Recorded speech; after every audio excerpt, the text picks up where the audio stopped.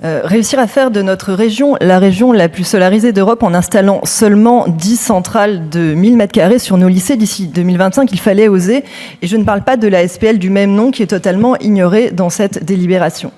Parce qu'outre ce dispositif intégré au plan Marshall II, réalisé en direct, le reste n'est que déclaration d'intention. Des préaux et des parkings pour lesquels la région va chercher des tiers investisseurs pour une réalisation avant 2025. Beaucoup d'espoir, mais rien de nouveau depuis 6 mois. Vous pouvez répéter de texte en délibération vos rêves et vos ambitions, mais cela ne fera pas avancer la transition énergétique. Ce rapport, sans budget pour la majorité des points ni dispositif précis, n'est que du vent, un comble pour un président de région qui a décidé de bannir les éoliennes d'Auvergne-Rhône-Alpes. C'est au mieux de la communication, au pire une manière de masquer votre retard sur un sujet qui ne vous a jamais intéressé.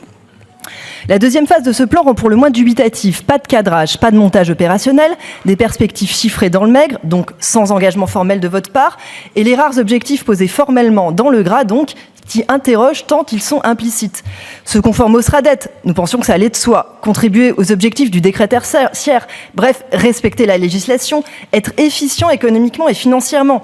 Et effectivement, avec une énergie solaire extrêmement rentable, il serait dommage d'en faire un gouffre financier. Mais le pire, c'est d'espérer que des investisseurs privés fassent le travail à votre place. L'expérience montre qu'il n'y a pas de transition magique. Votre collègue, Xavier Bertrand, dans les Hauts-de-France, en a fait les frais.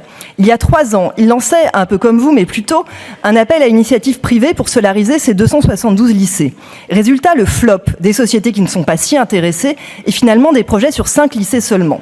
Pendant ce temps, les départements du Nord et du Pas-de-Calais solarisaient eux-mêmes les toits de leurs collèges avec des projets rapidement menés à bien.